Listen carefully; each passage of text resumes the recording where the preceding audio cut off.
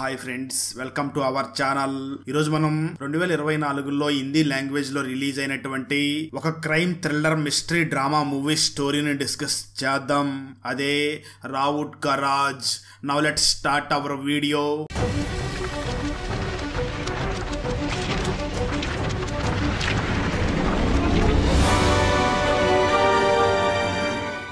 Open చేస్తే inspector Deepak అనే వ్యక్తి ఉత్తరాఖండ్ లో ఉన్న ఒక చిన్న సిటీ రావుట్ లో వర్క్ చేస్తూ ఒంటరిగా ఉంటూ ఉంటాడు. దీపక్ కి PTSD అనే ఒక రోగం ఉంటుంది. అంటే పోస్ట్ ట్రామాటిక్ స్ట్రెస్ డిజార్డర్ అనే డిసీజ్ ఉంటుంది. దాని ఫలితంగా దీపక్ కి చెడు కలలు వస్తూ ఉంటాయి. ఆ కలలలో దీపక్ ఒక అమ్మాయితో కలిసి ఉంటాడు. బహుశా ఆ అమ్మాయి దీపక్ ప్రేమికురాలు అయి ఉండవచ్చు. మన చుట్టుపక్కల ఏవైనా చెడు సంఘటనలు జరిగితే వాటినే మాటికి గుర్తుకు తెచ్చుకుంటూ ఉంటే దాన్నే PTSD అని అంటారు. ఆ తర్వాత దీపక్ కి బ్లైండ్ పిల్లల స్కూల్లో పనిచేసే వార్డెన్ చనిపోయింది అని ఒక కాల్ వస్తుంది. అందరూ ఆ వార్డెన్ ని న్యాచురల్ డెత్, నిద్రలోనే చనిపోయింది అని చెప్తూ ఉంటారు. కానీ విచారణ అయితే చేయాల్సి ఉంటుంది కదా. అందువల్ల ఆ వార్డెన్ డెడ్ బాడీని పోస్ట్ మార్టం చేయడానికి పంపిస్తారు. అది ఒక చిన్న సిటీ అవ్వడం వల్ల ఎవరిది హత్య జరిగే ఛాన్సే ఉండదు. జూనియర్ ఆఫీసర్స్ కి ముందుగా ఏం చెయ్యాలి, ఎలా చెయ్యాలి అనే విషయాలు కూడా సరిగ్గా తెలిసి ఉండవు. అందరికంటే ముందుగా వార్డెన్ డెడ్ బాడీని హేమ మరియు త్రిజుగిలు చూసి ఉంటారు. హేమ వార్డెన్ అసిస్టెంట్ కాగా Trijugi principal assistant. Warden room door ని బద్దలు కొట్టి ఓపెన్ చేయగా త్రిజుగి వీడియో మొత్తం రికార్డ్ చేసి ఉంటాడు. వెంటనే ఆ వీడియోని త్రిజుగి జూనియర్ ఆఫీసర్ నరేష్ కి సెండ్ చేస్తాడు. అదే సమయంలో సీనియర్ ఆఫీసర్స్ దీపక్ ని చూసి పోస్ట్ మార్టం అవ్వగానే బాడీని అప్పగించెయ్యండి, పైనుంచి ప్రెజర్ వస్తుంది అని చెప్తారు. ఆ స్కూల్ మనోజ్ కేసరి అనే ఒక పెద్ద ధనవంతుడిది. త్రిజుగి వెంటనే ప్రిన్సిపాల్ ని చూసి మనోజ్ కేసరికి మరియు వార్డెన్ కి మధ్య ఎఫ్ఐఆర్ ఉంది అని చెప్తాడు. ఆ తర్వాత దీపక్ పేరెంట్స్ దీపక్ ని కలవడానికి వస్తారు. ఎందుకంటే దీపక్ గత 10 సంవత్సరాల నుంచి ఇంటికి వెళ్లకుండా ఉంటాడు. అందువల్ల దీపక్ ని తీసుకుని వెళ్ళడానికి తన పేరెంట్స్ వస్తారు. కానీ అప్పుడు కూడా దీపక్ ఇంటికి వెళ్ళడానికి అస్సలు ఒప్పుకోడు. అసలు దీపక్ ఇంటికి వెళ్లకుండా దూరంగా ఎందుకు ఉంటున్నాడో మనకు ముందు తెలుస్తుంది. ఆ వెంటనే దీపక్ కేసరిని విచారించడానికి వెళ్తాడు. దీపక్ కేసరిని చూసి వార్డెన్ సంగీత గారి ఫోన్ కనిపించడం లేదు అని అంటాడు. కేసరి దీపక్ తో అస్సలు మాట్లాడాడు. కొంత సమయం తర్వాత దాని గురించి నాకు అసలేమీ తెలియదు అని అంటాడు. కేసరి పిల్లలతో బాగానే మాట్లాడుతూ ఉంటాడు. అదే సమయంలో పోస్ట్ మార్టం రిపోర్ట్ లో సంగీత చావు నార్మల్ డెత్ కాదు అని తెలుస్తుంది.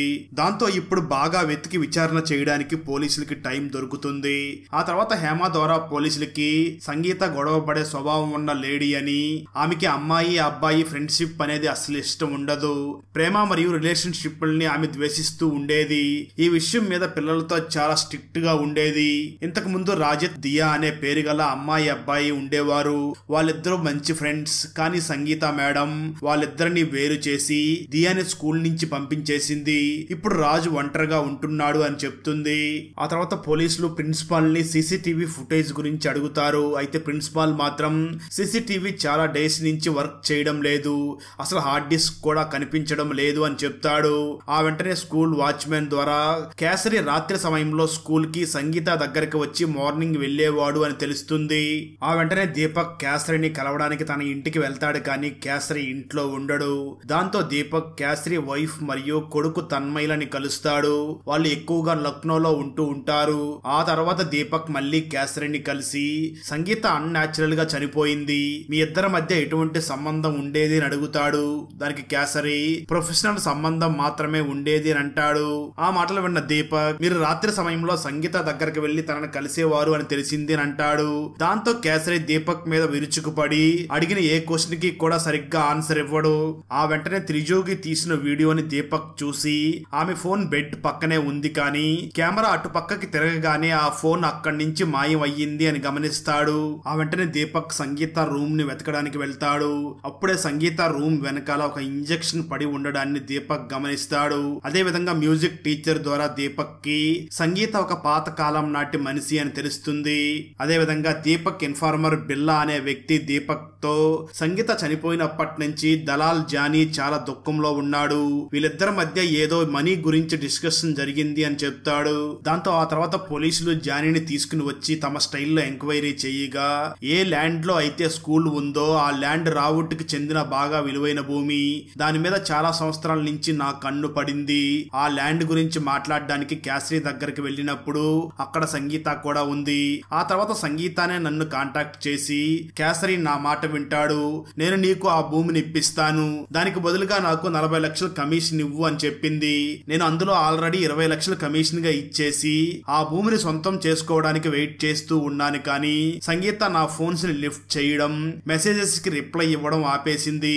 తను ఒక్కసారిగా మారిపోయింది. అందువల్ల నాకు తన మీద చాలా కోపం వచ్చింది. కానీ నేను మాత్రం తనని చంపలేదు సార్ అని అంటాడు. ఆ తర్వాత పోలీసులు సంగీత ఇంటిని బాగా వెతకడం మొదలు పెడతారు. అప్పుడే పోలీసులకి సంగీత ఫోన్ మరియు మనీ రెండూ దొరుకుతాయి. కానీ ఫోన్ ని మాత్రం ఫార్మేట్ చేసి ఉంటారు. దాంతో దీపక్ వెంటనే క్యాసరీ దగ్గరికి వెళ్లి సంగీత ఇంటి నుంచి మనీ దొరికాయి అని చెప్తాడు. ఆ మాటలు విన్న క్యాసరీ నాకు దీని గురించి అసలు తెలియదు అని ప్రతిసారి లాగానే కోపంగా అనుసరిస్తాడు. క్యాసరీ బిహేవ్ చేసే పద్ధతిని చూసే కొద్దీ దీపక్ కి క్యాసరీ మీద డౌట్ పెరుగుతూనే ఉంటుంది. ఆ వెంటనే దీపక్ జానీకి తెలిసిన సికిందర్ అనే పేరు గల వ్యక్తిని వెతికి పట్టుకుంటాడు. వెంటనే తనను చూసి సంగీత చనిపోయిన రోజు మీ ఇద్దరి మధ్య చాలా మాటలు నడిచాయి అని అడుగుతాడు. దానికి జానీ సంగీతాన్ని భయపెట్టమని నేను సికిందర్ కి చెప్పాను, ఎందుకంటే ఆమె నా మనీ ఇవ్వడం లేదు. ఆ ల్యాండ్ వెనకాల పడింది నేను ఒక్కడనే కాదు, ఇంకా చాలా మంది బిల్డర్స్ పడ్డారు. ఇంకా ఆ హోమ్ మినిస్టర్ కూడా ఉన్నాడు. ఫ్రోసన్ బిల్డర్ స్కూల్ ప్రిన్సిపాల్ తో కలిశాడు, అతనికి చాలా మనీ ఇచ్చాడు. ఇలా ప్రతి ఒక్కరూ ఆ స్కూల్ ఉన్న భూమిని అమ్మమని కేసరిని ఒప్పించే పనిలోనే ఉన్నారు. ఎందుకంటే ఆ భూమి వాల్యూ చాలా ఎక్కువగా ఉంది. ఆ భూమిని సొంతం చేసుకోవడానికి ఇంత పెద్ద గేమ్ నడుస్తూ ఉంది అని చెప్తాడు జానీ. అయితే ఆ సమయంలో ప్రిన్సిపాల్ సెలవు పెట్టి ఊరికి వెళ్లి ఉంటాడు. అందువల్ల అతను వచ్చే వరకు వెయిట్ చేయాల్సి ఉంటుంది. ఆ సమయంలోనే దీపక్ కి ఒక విషయం చాలా ఆశ్చర్యాన్ని కలిగిస్తుంది.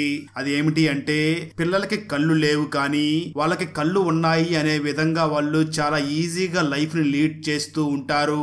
అంత స్కిల్ ని డెవలప్ చేసుకున్నందుకు వాళ్ళని చూసి దీపక్ చాలా ఇంప్రెస్ అవుతాడు. ఆ తర్వాత దీపక్ వెళ్లి రాజత్ ని కలిసి దియా గురించి అడుగుతాడు. తను స్కూల్ కి ఎప్పుడు వస్తుంది అని అడుగుతాడు. దానికి రాజత్ ఇప్పుడు తను రాదు, దియా ఈ స్కూల్లో లేదంటే నేను చాలా బాధపడతాను. ఒకవేళ తను ఈ ప్రపంచంలో ఫ్రెండ్ లాగా లేదంటే నేను అయిపోతాను అని చెప్తాడు. దానికి దీపక్ నా ఫ్రెండ్ లాగా అంటే ఏమిటి అర్థం, ఇంకెవరి గురించి మాట్లాడుతున్నావు అని అడుగుతాడు. రాజత్ అస్సలు సమాధానం చెప్పకుండా అక్కడి నుంచి వెళ్లిపోతాడు. అదే సమయంలో దీపక్ కి ఫోన్ దొంగతనం చేసింది ప్రిన్సిపాల్ అని దీపక్ కి అనుమానం ఉంటుంది. ఫోన్ ని ఫార్మేట్ చేసే అంతలాగా ఆ ఫోన్ లో ఏముందా అని దీపక్ ఆలోచిస్తూ ఉంటాడు. అయితే అప్పటికే నిజానికి దీపక్ ఆ ఫోన్ ని బ్యాకప్ కోసం పంపించి ఉంటాడు. అదే సమయంలో దీపక్ రాజత్ ఏ అమ్మాయి గురించి మాట్లాడుతున్నాడు, బహుశా ఎవరో ఒకరు ఉన్నారు, వాళ్ళు మిస్ అవుతున్నారు అని దీపక్ ఆలోచిస్తూ ఉంటాడు. ఆ తర్వాత ఆఫీసర్ నరేష్ కి కాపలాదారుని ద్వారా ఆ అమ్మాయి పేరు Payal. Principal Paul assistant Govind Payal తో తప్పుగా ప్రవర్తించాడు. సంగీత స్కూల్ పేరుని కాపాడడానికి గోవింద్ ని కొట్టి అతన్ని స్కూల్ నుంచి పంపించేసింది. గోవింద్ నెంబర్ 1 తాగుబోతు అని తెలుస్తుంది. ఆ వెంటనే దీపక్ దియాని కలిసి నిన్ను వార్డెన్ స్కూల్ నుంచి ఎందుకు తీసేసింది అని అడుగుతాడు. ఆమెకి రాజత్ మరియు నా ఫ్రెండ్షిప్ అంటే ఇష్టం లేదు. ఒకసారి నేను రాజత్ చెయ్యి పట్టుకుని కూర్చుని ఉన్నాను, అప్పుడే ఆమె నన్ను బాగా తిట్టి ఏకంగా స్కూల్లో నుంచి తీసేసింది. విదేశీ కల్చర్ మన స్కూల్లో నడవదు అని ఆమె నాతో చెప్పింది. ఇంత చిన్న విషయానికి స్కూల్ నుంచి ఎందుకు తీసేసిందో తెలియదు అని చెప్తుంది. ఆ తర్వాత దీపక్ పాయల్ ఇంటికి వెళ్తాడు. అప్పుడు పాయల్ ఇంట్లోని వాళ్ళు తన స్కూల్లోనే ఉంది అని చెప్తారు. అంటే దాని అర్థం పాయల్ అసలు స్కూల్ నుంచి కనిపించడం లేదు అనే విషయం వాళ్ళ పేరెంట్స్ కి కూడా తెలిసి ఉండదు. స్కూల్లో హాస్టల్ ఉంది, పిల్లలు అక్కడే ఉంటారు. ఒకసారి ఇంట్లో వాళ్ళు పిల్లల్ని హాస్టల్లో వదిలేస్తే వాళ్ళని మర్చిపోయేవారు. పేద పేరెంట్స్ పిల్లలకి తినడానికి ఉండడానికి ఉంటే చాలు, అక్కడే మంచిగా ఉంటుంది అని భావిస్తూ ఉంటారు. నిజానికి స్కూల్లో అందరికీ పాయల్ ఇంటికి వెళ్ళింది అని చెప్పి ఉంటారు, కానీ ఇంట్లో వాళ్ళకి మాత్రం తన స్కూల్లోనే ఉంది అని అనిపిస్తూ ఉంటుంది. అసలు పాయల్ ఎక్కడికి వెళ్ళింది అని దీపక్ ఆలోచిస్తూ ఉంటాడు. ఆ తర్వాత మ్యూజిక్ టీచర్ ద్వారా దీపక్ దీపక్ కి కేసరి కొడుకు తన్మయ్ సిఫారసు వల్ల గోవింద్ ఇక్కడ జాబ్ లో జాయిన్ అయ్యాడు అని చెప్తుంది. అంటే ఇప్పుడు తన్మయ్ కూడా డౌట్ లిస్ట్ లో చేరుతాడు. దాంతో దీపక్ వెంటనే తన్మయ్ని కలవడానికి ఇంటికి వెళ్తాడు. కానీ తన నాన్న కేసరి మాత్రం తన కొడుకుని మాట్లాడించడానికి అస్సలు ఒప్పుకోడు. దాంతో దీపక్ పాయల్ గురించి కేసరిని అడుగుతాడు. ఆ మాటలు విన్న కేసరి ఆమె ఎప్పుడూ ఒక 10 రోజులు మాయమవుతూ ఉంటుంది, ఆ తర్వాత మళ్ళీ తిరిగి వస్తుంది. ఇప్పటికీ ఆమె ఈ విధంగా 3 సార్లు చేసింది అని చెప్తాడు. పాయల్ పేరు వినగానే కేసరి ఫేస్ మారిపోతుంది. అంటే కేసరికి ఖచ్చితంగా పాయల్ గురించి ఏదో ఒకటి తెలిసే ఉంటుంది. ఆ తర్వాత దీపక్ కి రాజత్ రూమ్ లో నుంచి రాజత్ డైరీ ఒకటి కనిపిస్తుంది. ఆ డైరీలో బ్రెయిలీ లిపిలో రాసి ఉంటుంది. అందువల్ల దాన్ని ట్రాన్స్లేట్ చేయించమని చెప్తాడు దీపక్. మరోపక్క కేసరి సార్ దీపక్ మీద కంప్లైంట్ ఇవ్వడానికి హోమ్ మినిస్టర్ దగ్గరికి వెళ్తాడు. ఆ సమయంలో హోమ్ మినిస్టర్ రోషన్ బిల్డర్ తో ఆ స్కూల్ ఉన్న ల్యాండ్ గురించే మాట్లాడుతూ ఉంటాడు. మరోపక్క దీపక్ కి గోవింద్ దొరకడంతో గోవింద్ దీపక్ ని చూసి, నా వల్ల చాలా పెద్ద తప్పు జరిగిపోయింది. నేను ఒక గుడ్డి అమ్మాయి మీద నా ప్రతీకారం చూపించాను. ఆ రోజు రాత్రి నాకు నైట్ డ్యూటీ పడింది. నేను ఆ రోజు చాలా ఎక్కువగా తాగేసి ఉన్నాను. నేను ముందు పాయల్ మూతును నొక్కి ఫస్ట్ బాత్రూమ్ లోకి తీసుకుని వెళ్ళాను. నేను ఏదో ఒకటి చేసే లోపే ఆమె బాత్రూమ్ లో కాలు జారి కింద పడి అరిచింది. ఆమె అరుపులు విని వార్డెన్ బయటికి వచ్చింది. ఆమె అంతా అర్థం చేసుకుని నన్ను కొట్టి అక్కడి నుంచి పంపించేసింది అని చెప్తాడు. ఆ సమయంలో సంగీత పాయల్ ని చూసి, ఇంత రాత్రి వేళ హీరోయిన్ లాగా తిరిగితే ఇంకేమవుతుంది, ఇదే జరుగుతుంది కదా అని బాగా తిడుతుంది. అలా జరిగింది మొత్తం చెప్పిన గోవింద్ తన తప్పును ఒప్పుకుని, నేను పాయల్ని కానీ వార్డెన్ ని కానీ చంపలేదు అని చెప్తాడు. అయితే అంతా సీసీటీవీలో రికార్డ్ అయి ఉంటుంది అని గమనించిన గోవిందే ఆ హార్డ్ డిస్క్ ని దొంగతనం చేసి ఇంటి పైన ఉంచి ఉంటాడు. ఆ తర్వాత సీనియర్ పోలీస్ ఆఫీసర్ దీపక్ తో, కేసరి వెనకాల పడకు, తనను వదిలేయి, లేదంటే ప్రాబ్లం అవుతుంది అని చెప్తాడు. మరోపక్క ప్రిన్సిపల్ గ్రామం నుంచి సిటీకి తిరిగి వచ్చేసి ఉంటాడు. రోషన్ బిల్డర్స్ నుంచి ఆ భూమిని వాళ్ళకే అమ్మేలాగా ప్రిన్సిపాల్ కూడా 20 లక్షల మనీ తీసుకున్నాడు అని తెలుస్తుంది. ఈ విషయం తెలుసుకుని దీపక్ ప్రిన్సిపాల్ మీద చాలా కోప్పడి, పిల్లలు ఎక్కడికి వెళతారు అని ఒక్కసారైనా వాళ్ళ గురించి ఆలోచించావా, నువ్వు గురువు అనే పేరుకే కలంకం తీసుకుని వస్తున్నావు అంటూ తిడతాడు. ఆ మాటలు విన్న ప్రిన్సిపాల్, కేసరి చెప్పినందు వల్లనే నేను ఆ ఫోన్ ని దొంగలించాను. ఎందుకంటే సంగీత ఫోన్ లో కేసరికి సంబంధించిన కొన్ని విషయాలు ఉన్నాయి. ఒకవేళ ఈ బయటికి వస్తే కేసరి ఇరుక్కుంటాడు అని అంటాడు. దాంతో ప్రిన్సిపాల్ చెప్పిన విషయాన్నే దీపక్ వెళ్లి కేసరికి అడుగుతాడు. ఆ మాటలు విన్న కేసరి వెంటనే కోపంతో, ఎవరు ఏదైనా చెప్పవచ్చు, అందులో ఏముంది అని అంటాడు. ఆ తర్వాత కేసరి వెంటనే హోమ్ మినిస్టర్ ని హెల్ప్ అడగడానికి వెళ్తాడు. హోమ్ మినిస్టర్ మాత్రం కేసరిని చూసి, నేను నీ కోసం ఏ పనైనా చేస్తాను, కానీ దానికి ఒక రేటు ఉంటుంది. ఆ రేట్ ఏమిటి అంటే, ఆ బ్లైండ్ స్కూల్ ఉన్న నీ ల్యాండ్ నాకు కావాలి అని అంటాడు. అప్పుడు కేసరి, ఆ ల్యాండ్ వేరే వాళ్ళకెళితే కేసరి గురించి చాలా నిజాలు బయటికి వస్తాయి, దాంతో ఆ నిజాలన్నీ బయటికి వెళ్లకుండా ఉండాలి అని ఆలోచించిన కేసరి వెంటనే హోమ్ మినిస్టర్ ని చూసి, ఆ ల్యాండ్ ని నీకు ఇవ్వడానికి నేను రెడీగా ఉన్నాను అని అంటాడు. మరోపక్క గోవింద్ ఇంటి నుంచి హార్డ్ డిస్క్ దొరుకుతుంది, కానీ అది ఖాళీగా ఉంటుంది. అదే సమయంలో దీపక్ కి వచ్చే చెడు కళల గురించి రీజన్ మనకు తెలుస్తుంది. స్టోరీ గతానికి వెళ్తుంది. దీపక్ కళలో వచ్చే ఆ అమ్మాయితోనే తన పెళ్లి జరగబోతూ ఉంటుంది. కానీ ఆ అమ్మాయికి పెళ్లి కంటే ముందే తనకు ఉన్న రోగం వల్ల చావు రావచ్చు అని తెలుస్తుంది. ఆ టైంలో దీపక్ జాబ్ ట్రైనింగ్ లో ఉంటాడు. దాన్ని పాడు చేయకూడదు అని ఆ అమ్మాయి ఆలోచించి దీపక్ కి ఏమీ చెప్పదు. దీపక్ ట్రైనింగ్ కంప్లీట్ చేసుకుని తిరిగి వచ్చి చూడగా అప్పటికే తన ప్రియురాలు ఉండదు. చివరిసారి తనని ఒక్కసారైనా చూడలేకపోయాను అని తన గురించి ఆలోచిస్తూ ఉంటాడు. ఆ షాక్ లో నుంచి దీపక్ బయటికి రాలేకపోతూ ఉంటాడు. అందువల్లే దీపక్ తన గ్రామానికి కూడా వెళ్లకుండా ఆపేసి ఉంటాడు. ఎందుకంటే ఆ గ్రామానికి వెళితే తనే గుర్తుకు వస్తుంది అని ఆ గ్రామానికి వెళ్లడమే ఆపేసి ఉంటాడు దీపక్. స్టోరీ ప్రజెంట్ కి వస్తుంది. దీపక్ సీనియర్ ఆఫీసర్ దీపక్ దగ్గరకు వచ్చి, కేసరి దగ్గరికి వెళ్ళొద్దు అంటే నువ్వు మళ్ళీ ఎందుకు వెళ్ళావు? దివాళీ తర్వాత హోమ్ మినిస్టర్ మనల్ని ఇంటికి రమ్మని పిలిచాడు, మనకేం జరగబోతుందో ఇప్పుడు నువ్వే చూడు అని అంటాడు. ఆ తర్వాత దీపక్ మాత్రం స్కూల్ కి వెళ్లి ఒక డాక్టర్ ని కలిసి తనతో ఏదో మాట్లాడతాడు. అదే సమయంలో సంగీత ఫోన్ డేటా కూడా తిరిగి వస్తుంది.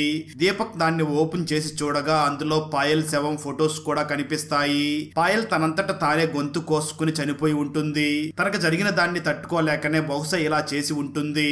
అదే విధంగా కేసరి మరియు సంగీతల కాల్ రికార్డింగ్ కూడా అందులో ఉంటుంది. అందులో సంగీత, పాయల్ ని నేనైతే పూర్తి చేశాను, కానీ నీకు వ్యతిరేకంగా సాక్ష్యాలు ఉన్నాయి కేసరి, ఆ ల్యాండ్ గురించి ఏం చెయ్యాలో చెప్పు మరి అని ఆ ఆడియోలో చెప్పి ఉంటుంది. దివాళీ తర్వాత దీపక్ మరియు తన సీనియర్ ఆఫీసర్ హోమ్ మినిస్టర్ ఇంటికి వెళ్తారు. అప్పుడు హోమ్ మినిస్టర్ వాళ్ళని వాళ్ళని చూసి, కేసరి మేము వేరు కాదు, తప్పైతే జరిగింది కానీ దాని గురించి చాలా బాధగానే ఉంది. ఎవరికైతే నష్టం జరిగిందో వాళ్ళని నేను ఖచ్చితంగా ఆదుకుంటాను, నిన్ను కూడా. అందువల్ల కేసరికి మాకు ముక్తిని వచ్చేలాగా ఏదో ఒకటి చెయ్యి, ఆ తర్వాత నీకు ప్రమోషన్ ఇప్పిస్తాం. అలాగే స్కూల్ ల్యాండ్ లో కట్టబోయే బిల్డింగ్ లో కూడా నీకు ఒక ఇంటిని ఇస్తాము అని చెప్తాడు. దానికి దీపక్, నాకు ఏది ఆశ లేదు, వీటన్నిటిలో నాకు ఏది ఇంట్రెస్ట్ లేదు. కేసరి చాలా మంచి మనిషి, అలాగే నిర్దోషి కూడా. అతను ఈ పిల్లల్ని చాలా ప్రేమిస్తూ ఉన్నాడు, పిల్లలు కూడా అతన్ని ప్రేమిస్తున్నారు. ఇక్కడ మెయిన్ అపరాధి గోవింద్. గోవింద్ నే పాయల్ తో తప్పుగా బిహేవ్ చేశాడు. ఒకరోజు స్కూల్ సీసీటీవీ ఫుటేజ్ ని దొంగలించడానికి స్కూల్ కి వెళ్ళాడు, కానీ వార్డెన్ అతన్ని చూసేసింది. అందువల్లే గోవింద్ ఆమెను చంపేసి అక్కడి నుంచి వచ్చేశాడు అని చెప్తాడు. హోమ్ మినిస్టర్ ఇదంతా విని పని అయిపోయింది అని ఆలోచిస్తాడు. కేసరి మీద నిందలు వేయడానికి ఏమీ లేదు, ఎందుకంటే నిజమంతా కూడా బయటకు వచ్చింది. దీపక్ కి కేసరి థ్యాంక్స్ చెప్తాడు. దానికి దీపక్, నేను కావాలి అనుకుంటే వార్డెన్ కేసులో లేదా పాయల్ ఆత్మహత్య చేసుకున్న కేసులో నిన్ను ఇరికించేవాడిని, దానికి నాకు మనీ కూడా వచ్చేది, అదే విధంగా ప్రమోషన్ కూడా వచ్చేది, కానీ నేను అది కావాలి అనుకోలేదు. నేను ఈ స్కూలు మరియు హాస్టల్ ని పిల్లల కోసం అప్గ్రేడ్ చెయ్యాలి అనుకుంటున్నాను. పిల్లలకి కొత్త టెక్నాలజీ నేర్పించి బాగా చదివించండి, మీరు కూడా అదే కోరుకుంటున్నారని నాకు తెలుసు అని అంటాడు. స్టోరీ 2 నెలల ముందుకు షిఫ్ట్ అవుతుంది. దీపక్ తన జాబ్ ని వదిలేసి ఉంటాడు. ఆ తర్వాత దీపక్ రజత్ ని కలిసి తనకు ఒక డైరీలోని ఒక నోట్ నిచ్చి, దీన్ని ఒంటరిగా చదువు, చదివాక ఈ నోట్ ని చింపేయి అని అంటాడు. నిజానికి ఆ నోట్ లో వార్డెన్ ని చంపింది నువ్వే అని నాకు తెలుసు అని రాసి ఉంటుంది. అంటే రజత్ డైరీని ట్రాన్స్లేట్ చేసినప్పుడు దీపక్ కి ఎయిర్ ఎమోలిజం గురించి తెలుస్తుంది. దాంతో దీపక్ వెంటనే డాక్టర్ ని కలిసి ఆ ఎయిర్ ఎమోలిజం గురించి అడుగుతాడు. అప్పుడు డాక్టర్ జరిగింది చెప్పడం మొదలు పెడతాడు. స్టోరీ 6 నెలల గతానికి వెళ్తుంది. రజత్ కి కుక్క కాటు వేయడంతో అతను ర్యాబిస్ ఇంజెక్షన్ చేయించుకోవడానికి హాస్పిటల్ కి వెళ్లి ఉంటాడు. అప్పుడు డాక్టర్ కంపౌండర్ ని పిలిచి, ఈ సిరింజ్ లో గాలిని తీసేయి, లేదంటే ఎయిర్ ఎమోలిజం అవుతుంది అని చెప్తాడు. సిరింజ్ వేసే టైంలో గాలి మీ నరాల్లోకి వెళితే హార్ట్ అటాక్ రావడానికి దారి తీస్తుంది. ఈ విషయం రజత్ డాక్టర్ కంపౌండర్ కి చెప్తూ ఉండగా వింటాడు. దాంతో రజత్ మనసులో ఒక భయం నాటుకుని పోయి, ఎప్పుడు తను ఇంజెక్షన్ వేయించుకున్నా సిరింజ్ లో నుంచి గాలిని మొత్తం తీసేయమని అక్కడ ఇంజెక్షన్ వేసే వాళ్ళందరికీ చెప్తూ ఉంటాడు. స్టోరీ ప్రజెంట్ కి వస్తుంది. నిజానికి సంగీత చెయ్యి మీద సూది గుచ్చిన గుర్తులు ఉండడాన్ని దీపక్ గమనించి ఉంటాడు. అలాగే సంగీత రూమ్ బయట కూడా ఒక ఇంజెక్షన్ దొరికి ఉంటుంది. అయితే దీపక్ మాత్రం గోవింద్ ని ఈ మర్డర్ కేసులో ఇరికించడం నాకు కరెక్ట్ అనిపించింది, ఎందుకంటే అతను పాయల్ కి చేసింది చాలా తప్పు. దియాని స్కూల్ నుంచి పంపించడం, మీ ఫ్రెండ్షిప్ చెడిపోవడం వల్లనే నువ్వు ఇలా చేశావని కూడా నాకు తెలుసు. నువ్వు ఏ సిచ్యువేషన్ లో ఇలా చేశావో నేను అర్థం చేసుకోగలను అని దీపక్ ఆ నోట్ లో రాసి ఉంటాడు. స్టోరీ గతానికి వెళ్తుంది. నిజానికి ఆ రోజు రాత్రి కేసరి సంగీతాన్ని కలవడానికి వచ్చి ఉంటాడు. కేసరి సంగీతాన్ని చూసి, పాయల్ ని హాస్పిటల్ కి తీసుకుని వెళ్ళమని నీకు చెప్పాను, కానీ నువ్వెందుకు తీసుకుని వెళ్ళలేదు, ఆ అమ్మాయి నీ వల్లే చనిపోయింది అని అంటాడు. రజత్ అటువైపు వెళుతూ వెళుతూ వాళ్ళ మాటలని వింటూ ఉంటాడు. దానికి సంగీత వెంటనే కేసరిని చూసి, ఆ గుడ్డిది చనిపోతే ఏమవుతుంది, ఆమెను పోడ్చమని పాల్కి చెప్పాను, నువ్వు ఇరుక్కుంటావు, రోషన్ బిల్డర్స్ కి ఈ ప్రాపర్టీని అమ్మితే నీకు లాభాలు కూడా వస్తాయి, నా దగ్గర మన వీడియోస్ మరియు పాయల్ ఫొటోస్ కూడా ఉన్నాయి, దానివల్ల నువ్వే నాశనం అవుతావు, నేనైతే సిగ్గులేని దాన్ని, నాకేమీ అవ్వదు, ఒకవేళ నువ్వు వద్దంటే నేను ఈ సాక్ష్యాల్ని ప్రతి చోట వైరల్ చేస్తాను, ఒకసారి ఆలోచించు నీ గతి ఏమవుతుందో అని బెదిరిస్తుంది. అయితే కేసరి మాత్రం, నీకు ఏం చెయ్యాలి అనిపిస్తే అది చెయ్యి, కానీ నేను మాత్రం ఈ ల్యాండ్ ని అమ్మను, ఏది ఏమైనా సరే నేను అమ్మను అని అంటాడు. ఇక్కడ నిజానికి కేసరి చెడ్డవాడు కాదు, మొత్తం చేసిందంతా కూడా ఆ విలన్ అయినటువంటి వార్డనే చేసి ఉంటుంది. ఆ వార్డ్ ఎంత నీచమైందో రజత్ కి అర్థమవుతుంది. ఆమె మూలంగా తన ఫ్రెండ్ చనిపోతుంది, తన బెస్ట్ ఫ్రెండ్ తన నుంచి దూరం అయి ఉంటుంది. దాంతో ఆమె మీద రజత్ కి చాలా కోపం వస్తుంది. అప్పుడే రజత్ కి ఎయిర్ ఎంబాలిజం గురించి గుర్తుకు రావడంతో ఆ రోజు రాత్రి సంగీత మత్తులో నిద్రపోతూ ఉంటుంది. రజత్ అదే ఛాన్స్ అనుకుని ఖాళీ ఇంజెక్షన్ తీసుకుని వెళ్లి ఆమెకి వేస్తాడు. అప్పుడు సంగీతకి హార్ట్ అటాక్ వచ్చి చనిపోతుంది. రజత్ వెనకాల ఉన్న కిటికీలో నుంచి అక్కడి నుంచి వెళ్లిపోయి ఉంటాడు. అలా వెళ్లిపోయేటప్పుడే ఆ ఇంజెక్షన్ అక్కడే కింద పడిపోతుంది. ఆ విధంగా సంగీత చనిపోతుంది. కానీ అందరం మాత్రం ప్రాపర్టీ గొడవల్లో చనిపోయింది అని ఆలోచిస్తారు, కానీ తను చేసిన కర్మల వల్లనే చనిపోయి ఉంటుంది. దీపక్ రజత్ తో, నువ్వు కరెక్ట్ చేసినా రాంగ్ చేసినా నేను నీ వెనకాలే ఉన్నాను, నేను నిన్ను దియాని ఒకసారి చూడడం వల్ల నా మనసులో ఉన్న నిజం కూడా బ్రతికింది, నా ప్రేమికురాలు నైనా చావు నిజం, నేను ఇన్ని రోజుల నుంచి పరిగెత్తుతూనే ఉన్నాను, కనీసం సుఖంగా కూడా నిద్రపోలేదు. ఇప్పుడు మీ ఇద్దరిని చూసి నేను నా అంధకారం నుంచి బయటకు వచ్చేసాను. ఇక నుంచి మీరు ఈ ప్రపంచంలో ఆనందంగా ఉండండి. ఎప్పుడైనా అవసరం వస్తే నాకు కాల్ చెయ్యండి అని అంటాడు. ఆ తర్వాత రజత్ మరియు దియాలు ముందులాగానే కలిసి ఉంటారు. దీపక్ వెంటనే తన అమ్మకి కాల్ చేసి నేను ఇంటికి వస్తున్నాను అమ్మా అని చెప్తాడు. అక్కడతో ఈ మూవీ అయిపోతుంది. ఆ ఊర్లో ప్రతి మంగళవారం రోజు రాత్రి 7:30 తర్వాత అందరూ ఎందుకు డోర్స్ ని ఓపెన్ చేసి ఉంచుతున్నారు? ఆ ఊర్లోని వారి మీద దెయ్యం ఎందుకు అటాక్ చేస్తుంది? ఊర్లోని పెహల్వాన్ ఇంటి ముందు ఉన్న బావిలో ఏముంది? అలాగే పొలాల్లో ఏం జరుగుతుంది? అలాగే ఒకరు కాలుతో తంతే నడుము నొప్పి ఎలా మాయం అవుతుంది? మరొకరు కాలుతో తంతే ఆ వ్యక్తి 13 రోజుల తర్వాత ఎలా చనిపోతున్నాడు? దెయ్యానికి హీరోకి మధ్య గల సంబంధం ఏమిటి? హీరోని కాపాడడానికి హీరోయిన్ ఏం చేసింది? చివరికి హీరోని కాపాడుకున్నదా లేదా అన్నదే 2024లో హిందీ లాంగ్వేజ్ లో రిలీజ్ అయినటువంటి కకూడా మూవీ స్టోరీ. ఈ మూవీ ఫుల్ మూవీ స్టోరీని తెలుగులో వినాలి అనుకుంటే ఈ వీడియో డిస్క్రిప్షన్ లో ఉన్న లింక్ ని క్లిక్ చేసి చూడండి. ఫ్రెండ్స్, వీడియో నచ్చినట్లయితే లైక్ చేసి ఒక చిన్న కామెంట్ చేస్తే మాకు నెక్స్ట్ వీడియో చేయడానికి ఎంకరేజింగ్ గా ఉంటుంది. అలాగే ఛానల్ ని సబ్స్క్రైబ్ చేసి పక్కనే ఉన్న బెల్ ఐకాన్ ని క్లిక్ చేసి సపోర్ట్ చెయ్యండి. Thanks for watching. జై హింద్.